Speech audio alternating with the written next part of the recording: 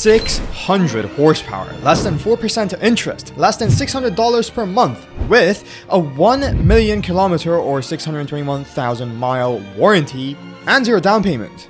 If a salesman at a dealership told you these numbers, what would be your first thought? That is literally a deal you cannot refuse. It would be foolish to do so. Just take a second and read over all of that again. But there is a catch. The car is Chinese. Not this type of Chinese though. This type. Not so bad, huh? Let's just look past its drawing reference and actually see that it's a very good car. And for the same price as a Kia Sportage, a Mazda CX-5, or a Subaru Outback, yeah, you're kind of getting a lot of car for the price. But these absurd numbers aren't unique to the G-Tour T2. It's a trend focused across a lot of Chinese cars that perhaps may not catch your fancy if you just look at them from a distance. These are the numbers you'll find the G-Tour T2s going for where I live, with the 900 horsepower variant being around $700 a month. Yeah, don't ask, I don't want to talk about the 900 horsepower, but it's just useless. These cars either fascinate you or repulse you, or both, I don't know, but even if you're never gonna buy them, their very existence benefits you in ways you might not comprehend at the surface level. But like I said, we'll get to that later. First, let's take a look at Chinese cars in China. We'll use the same example of the G-Tour, which I should probably clarify is a sub-brand of Chery, for my audience from the land of burgers and absurd stock surges. I am still pissed I didn't buy SanDisk a year ago. I saw that at $33 and forgot to buy it. I literally came across 3 posts telling me to.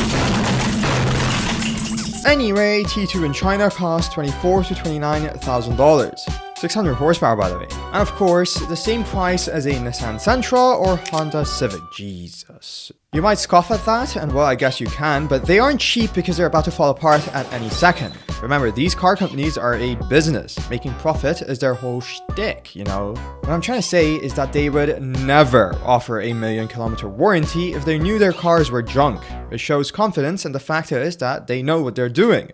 The reason they're cheaper is because of a few things, but specifically low production costs, economies of scale, and a little help from Chairman Xi himself. China has an enormous manufacturing capacity, which allows them to produce vast quantities of parts and vehicles, significantly reducing their cost per unit. This equals cheaper car. Now let's make it cheaper by factoring in the battery supply chain, which is key, and coincidentally, China controls a massive part of it. Oh, and then let's give a few subsidies and government support. Voila, now you have a car that outperforms others in its segment and is cheaper and has more tech. Basically everything a person in the market for a new car that wouldn't break the bank is looking for, so obviously they're gonna do well. But if you take this narrow-minded approach to Chinese cars, you're basically deciding to stop in the middle of a street and watch all the other people walk past you. This is not the main reason. The main reason is their mindset. Unlike legacy manufacturers obsessing over profits, the Chinese obsessed over the value for money proposition. If they don't, they never make inroads into the market. Tell me, you really think some rando is gonna look at Ford and see a Chinese brand next to it, same price, same everything, and say, yeah, let me go for the Chinese one? No, he literally won't. But these are just intricate absurdities. I want to talk about something a bit more interesting in the sense of performance. And that's the obsession with PHEVs. Oh my god, that is genuinely fascinating. Time to get smacked in the head with a book of facts. In 2025, it is said China sold over 5 million PHEVs, plug-in hybrid electric vehicles. These and regular EVs make up about 60% of all Chinese cars sold. If you compare these to Toyota, Volkswagen, and BMW, they sold 1.3 million. But please keep in mind, these are not exact figures and are super rough, but that 1.3 million is combined. Like, whoa, whoa, whoa. Furthermore, some Chinese sources say it takes about 20 months for the bigger brands like Geely, Chery, BYD to make a new car, whereas it would take legacy manufacturers over 45 years to do so. But why PHEVs? What's the deal here? Because I believe they are interesting, firstly, and also because I believe it has something to do with marketing. Take a wild guess what PHEVs do. They increase both power and range, and guess what are the first stats a car brand that wants to sell you their car is gonna give you? Power, price, range. So they decided to hit all three. For this example, I'll use the Denza Z9 GT. Denza was a brand made by Mercedes and BYD, but Mercedes pulled out and now it's just BYD. The Z9 GT's base model goes on sale for about $40,000 in China and has an engine that acts as a generator for the batteries and electric motors, which pushes horsepower to over 800 and range to over 1,000. Well played, I guess. Now, it's never going to be on sale for $40,000 in other parts of the world. That will literally collapse the car market, and there's shipping costs, duties, taxes, etc, etc, etc. Each country has its own set of regulations. Now, let's look at their design, because that is another absurd characteristic of Chinese cars. Their designs. This Denza straight up gives me Panamera Sport Turismo vibes, which is even more apparent with a Xiaomi SU7, which also seems like a mix of a Hyundai Sonata, a Porsche Panamera, and a McLaren 720S. Like, the U7 is just a Pursangway, and then you've got the T2, which, yeah. But one particular car caught my eye lately, and that is this, the Audi A7. No, Uncle Torque has not forgotten to take his meds. That thing is Chinese because it's not an Audi, let alone an A7. It's a Cherry Arizo S. I guess I'll have to torque-explain this as well. 10 minutes of me torque-explaining. The reason why so many Chinese cars look similar is because they don't have to worry about any lawsuits in China. They'll just be dismissed, like who cares?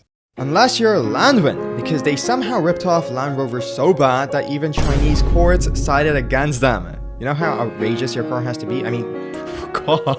And also, this Arizo will probably never make it out of China, so capturing the hearts of Chinese car buyers is easy if your car looks like an Audi. Flawless thinking. Remember when I said all of this is beneficial for you?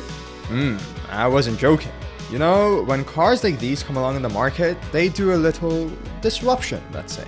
Picture you walking into a dealership. This is the dealership of a brand you've been familiar with your whole life. Your grams owned a car from here, your father owns a car from here, and now it's your turn. You see the options available to you, and they all seem great. Loads of safety tech, modern screens, fuel efficiency, and well, great offers on the price. But then, right across the street, you notice a newer dealership selling weird-looking cars you've never heard of. You brush it off, naturally. I mean, what type of upstart is this? There's no way they're gonna make good cars, right? But checking out their offers, you realize you've got the same tech, same features, same modern feel, for a lot less, and the warranties offered are insane. Tell me, how could you give that up? Even if you knew it was Chinese, you just won't if you're a guy looking to get a car that goes from A to B. This would then disrupt the market, as this individual wouldn't be the only one facing this dilemma. The market has real competition now, and competition is crucial because it keeps people innovating, doing their best to stay ahead of the curve instead of falling for corporate greed. This is exactly why, even though I would not buy a Chinese car myself, I still advocate to let Chinese cars in the market. They will force legacy manufacturers to do better and make better vehicles for the people. The downside is that we'll have to deal with modern trends of electric vehicles and PHEVs that use engines as generators and whatnot. But I do believe that would have happened regardless of Chinese cars, so yeah, it is what it is, I guess. The hope is that you as a consumer would benefit, but time will tell. Now, I gotta ask you for a favor again. If you can, tag Team YouTube on X because they still haven't done anything about my channel demonetization. So many comments and so little action. Pretty infuriating, but I am not gonna give up. Do I look like the type to give up? See you all soon.